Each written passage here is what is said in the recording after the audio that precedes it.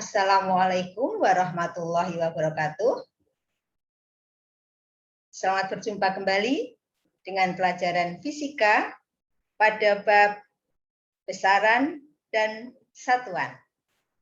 Anak-anak sekalian, hari ini kita masih melanjutkan pembahasan minggu yang lalu dengan materi mengenal alat ukur dan cara menggunakannya.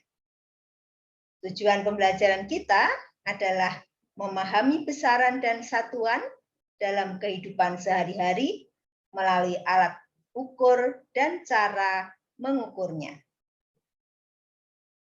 Kalian sudah mengenal di minggu yang lalu macam-macam alat ukur besaran. Kita coba ulang kembali. Ada 4 besaran pokok yang kita pelajari di kelas 7. Yang pertama adalah besaran panjang dengan alat ukur meteran kain, meteran kilos. Meteran kilos biasa dipakai oleh Pak Tukang ya. Meteran kain biasa digunakan para penjahit, penggaris, mikrometer, dan jangka sorong. Besaran yang berikutnya adalah besaran massa dengan alat ukur timbangan atau neraca. Macam-macam neraca antara lain ada neraca Uhaus, neraca Dajin, neraca dua lengan, neraca langkah, neraca duduk, dan neraca digital. Besaran yang ketiga adalah suhu dengan alat ukur termometer suhu. Ada termometer badan, ini termogan, termometer badan dengan cara ditembakkan ke bagian tubuh melalui sinar inframerah. Ada yang termometer air raksa, ini biasa dijepit di ketiak. Kemudian termometer digital ini biasanya juga dijepit di ketiak. Ini termogan dengan bentuk yang lain. Ini yang di bagian atas adalah termometer suhu badan. Yang bagian bawah adalah termometer ruang dan termometer zat cair. Termometer ruang ini untuk mengukur kelembaban udara suatu ruang. Termometer zat cair untuk mengetahui suhu suatu zat cair. Kemudian besaran yang keempat adalah besaran waktu dengan alat ukur antara lain arloji, jam tangan, kemudian jam dinding, kemudian stopwatch ya. Ini alat ukur waktu.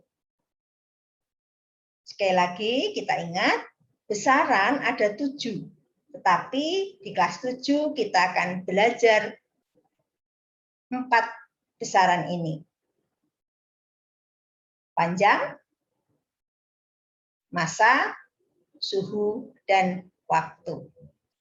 Sekarang kita mencoba lebih dekat belajar tentang jangka sorong. Kalau meteran, penggaris, sudah kalian kenal. Ya. Untuk jangka sorong, kita coba belajar lebih dekat. Seperti apa jangka sorong itu, seperti di gambar yang kalian lihat ini. Ini adalah gambar jangka sorong dengan bagian-bagiannya.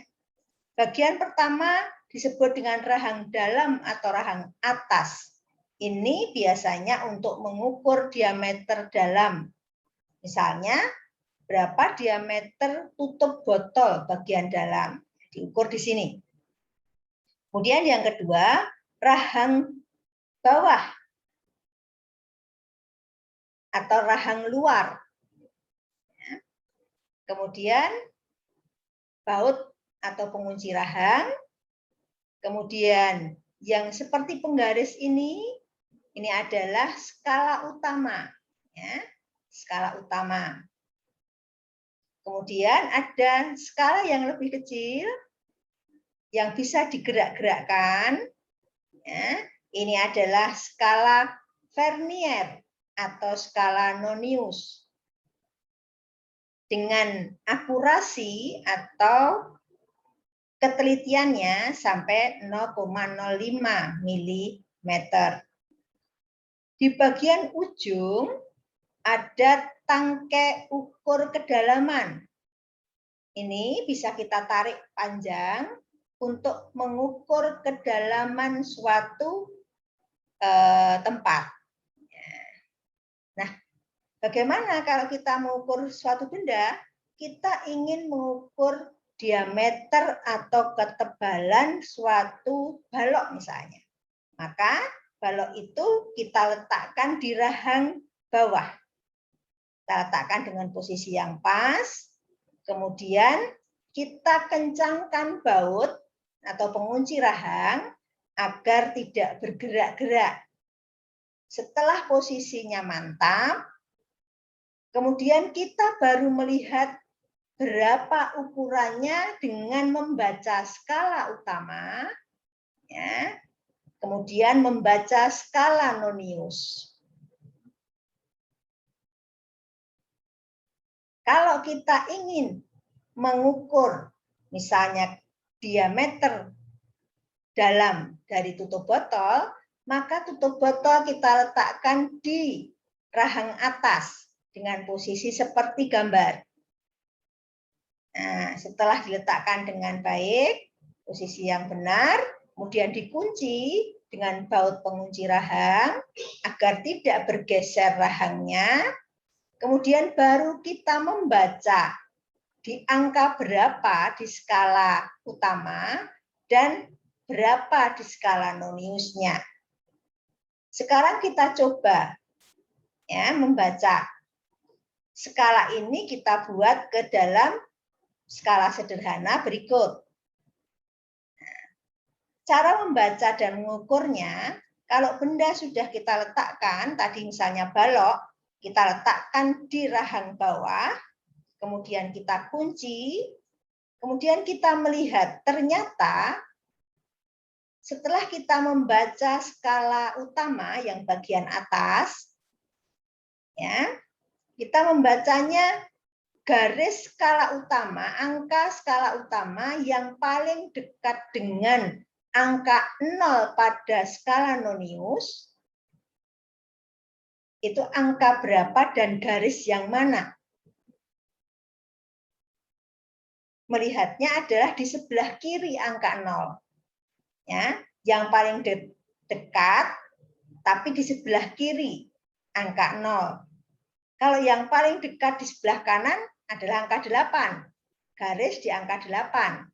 Tapi yang kita lihat adalah angka yang paling dekat dengan 0 di Nonius, tapi di sebelah kiri, sebelum 0. Maka yang paling dekat di sebelah kiri dengan angka 0 adalah angka 7.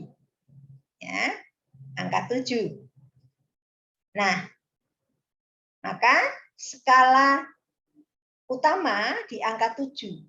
Kemudian untuk mendekati angka 0 ada berapa garis? Di skala utama kita coba hitung. 1, 2, 3, 4, 5, 6, 7. Ada 7 garis untuk mendekati angka 0. Maka ukuran di skala utama, ini skala utama ya, yang biasa disebut dengan SU, menghitungnya SU sama dengan 7,7 cm. Setelah membaca skala utama, kita sekarang membaca skala Nonius. Kita membaca dari angka 0, cara membacanya kita cari garis Nonius yang berhimpitan dengan garis skala utama. Atau garis Nonius yang membentuk garis lurus dengan skala utama. Yang mana? Nah, kita cari di skala nonius yang garis berhimpitan dengan skala utama adalah ini. Nah, ya, kalian lihat ini garisnya berhimpitan dan membentuk garis lurus antara garis skala nonius dan skala garis utama. Kemudian kita lihat dari angka 0 ada berapa? 1, 2, 3, 4, 5. Maka SN atau skala nonius adalah 0,5 mm atau 0,05 cm. Ya.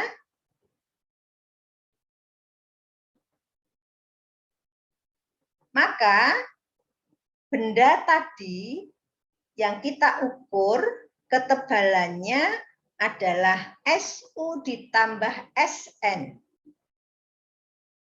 7,7 cm ditambah 0,05 cm. Sama dengan 7,75 cm atau 77,5 mm. Nah, jangka sorong mempunyai ketelitian sampai 0,01 cm. Paham ya? Cara membaca dan mengukur jangka sorong. Sekarang kita melihat alat yang kedua, yaitu mikrometerskop. Mikrometerskop mempunyai bagian-bagian yang bisa kalian baca dan lihat. Ya. Caranya pada saat kita ingin mengukur ketebalan suatu benda, benda itu kita letakkan di tempat pengukuran, yaitu di dalam frame ya, antara anvil dan spindle. Kita letakkan di sini, kemudian kita kunci.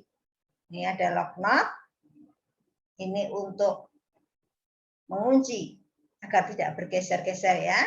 Setelah benda kita masukkan di sini, kemudian kita membaca skala utamanya di sini. Ini adalah skala utama, ini skala utama ya. Dan yang di sebelahnya adalah skala pemutar atau skala nonius. Ini skala utama, ini skala nonius atau skala pemutar. Bagaimana cara membacanya? Kalau kita ini buat ke dalam skala sederhana, nah seperti ini. Yang di bagian 0, 1, 2, 3 ini adalah skala utama, sedangkan sebelahnya ini adalah skala pemutar atau skala putar atau skala nonius. SP atau SN sama ya. Bagaimana cara membacanya? Sama dengan jangka sorong. Membaca pada skala utama dulu, baru kemudian membaca di skala noniusnya. Kita lihat angka di skala utama, angka dan garis di skala utama yang paling dekat dengan skala nonius. Di angka berapa? Di angka 3. Angkanya yang paling dekat adalah angka 3, sedangkan garis yang paling dekat adalah garis yang di bawah. Karena ini 0,1 maka di sini setengah ya. Ini 1,5, ini 2,5, berarti di sini adalah 3,5. Maka kita bisa menuliskan SU, menghitungnya SU adalah 3,5 mm. Nah, bagaimana kemudian membaca skala noniusnya? Kita cari garis yang berhimpitan antara garis di nonius dan garis di skala utama. Kita cari garis yang berhimpitan yang membentuk garis lurus antara nonius dan utama. Nah, di sini. Di angka berapa ini? karena ini angka 20, di sini 25, berarti ini ada 1, 2, 3, 4. Berarti garis yang tepat berhimpitan antara garis skala utama dan nonius adalah 24. Maka SP atau SN adalah 24 kali 0,01 mm sama dengan 0,24 mm. Maka benda yang kita ukur tadi ketebalannya adalah hasil dari SU 3,5 ditambah SP 0,24 sama dengan 3,74. Nah, anak sekalian, sudah paham ya? Untuk lebih memahami lagi, kalian harus mencoba latihan soal pengukuran berikut. Tentukan hasil pengukuran pada gambar di bawah ini dalam satuan sentimeter dan milimeter. Ada gambar A, ini adalah skala apa? Skala jangka sorong. Ada skala seperti ini, coba kalian tentukan hasil pengukurannya. Demikian juga pada B, C, dan D. Nah, agar kalian lebih paham, segera dicoba, segera dihitung, dan tentukan hasil pengukurannya.